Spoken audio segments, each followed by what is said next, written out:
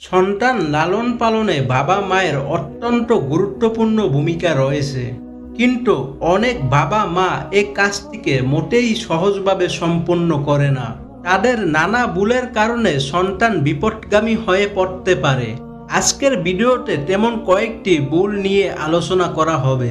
সম্মানিত ভিউয়ার্স, আপনারা ভিডিওটি মনোযোগ সহকারে সম্পূর্ণভাবে দেখবেন, তাহলে আপনি সহজেই আইডেন্টিফাই করতে পারবেন কোথায় ভুল হচ্ছে আপনার সন্তান লালন পালনের ক্ষেত্রে। সন্তানকে স্বাধীন হতে উৎসাহ না দেওয়া। সন্তানকে স্বাধীন হতে উৎসাহ দেওয়া উচিত প্রত্যেক বাবা মায়েরই, কিন্তু তারা যদি এই কাজটি না করে বরং আবেগগতভাবে তাদের নিয়ন্ত্রণ করতে থাকেন, তাহলে তা তাদের উপর নানা বিরূপ প্রতিক্রিয়া তৈরি করে।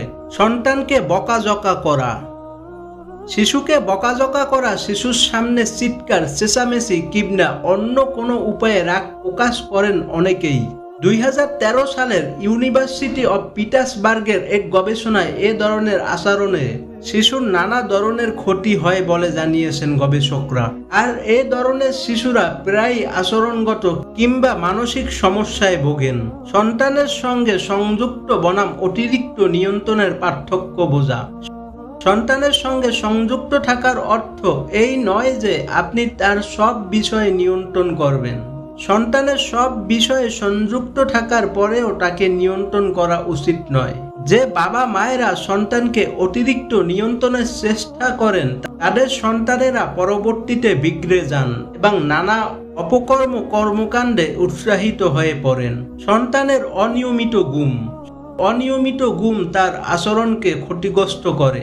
এ কারণে বাবা মায়ের সর্বদা শিশুর ঘুম যেন নিয়মিত এবং নির্দিষ্ট সময়ে হয় সেজন্য লক্ষ্য রাখা উচিত। অতিরিক্ত টেলিভিশন দেখা।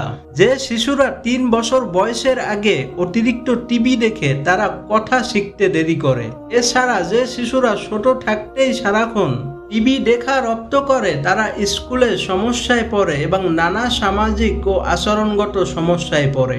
স্বৈরাচারী বাবা মায়ের সন্তান। স্বৈরাচারী বাবা মায়ের সন্তানেরা নানা সমস্যার মাঝে পড়েন। এ কারণে সন্তান যেন বাবা মাকে স্বৈরাচারী মনে না করেন, এ বিষয়টি পরিষ্কার করা জরুরি। মোবাইল ফোন ব্যবহারকারীর বাবা মা।